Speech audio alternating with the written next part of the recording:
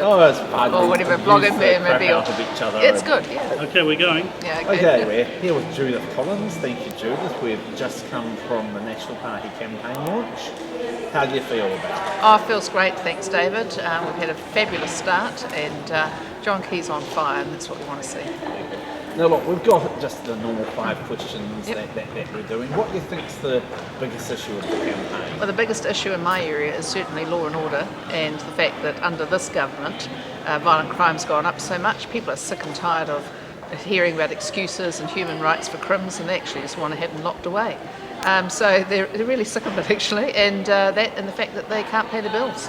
Do you think we need a law change to allow the domestic defence for shopkeepers? I actually think it's something we should certainly look at. I remember thinking that when we had the Northland farmer, Paul, I think it was McLeod, who got prosecuted and found not guilty by jury for defending himself. And I certainly think that most New Zealanders are saying, hang on, something's wrong here.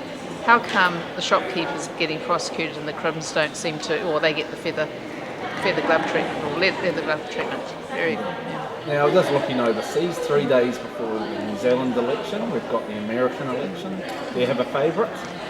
Well, I am, because I care so much about Vietnam veterans, I have to say I'm really pro John McCain and Sarah Palin, but I think that Obama might get there. I don't think much of Joe Biden, from what I saw on the vice presidential debate. I think he misspoke in the latest terminology lots and lots of times, and I think he hasn't been put under the spotlight like Sarah Palin has. But I think, Obama certainly leading the polls, he'll probably be it. Yeah, it's quite amazing with McCain. A lot of people don't realise he could have been freed after a couple of months because of who his father was. But he refused to go early. I think he's a man of incredible tenacity, courage and decency. And frankly, I heard somebody complaining or saying about him that he couldn't raise his arms above his shoulders. And I said, well, actually, he was tortured for about 5.5 years. He did have all the bones of his body broken under torture. So frankly, I don't care if he can't raise his arms above his shoulders. I don't think that means that he isn't a good person to be the president. But look, at the end of the day, the other thing is, in New Zealand, we don't always get an idea of just what the American electorate's like and just how diverse it is, and just how just because the pundits say someone's going to win doesn't mean to say it does. Look at George Bush.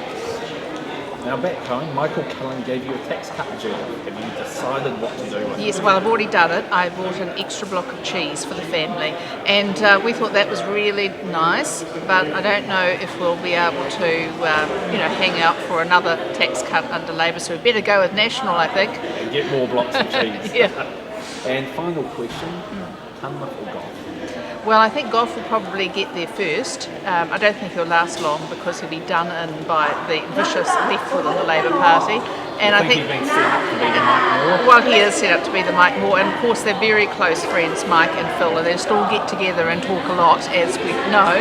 And I think that we hope Cunliffe will be it, because he is the most arrogant person, I think, in Parliament. And universally, for that. Well, it is, but he is universally disliked by his own side and ours, and I have to say that boy, do we hope it's David Cunliffe. We might actually vote for it. Thanks, Judith. Have a good day. Thank you. Good.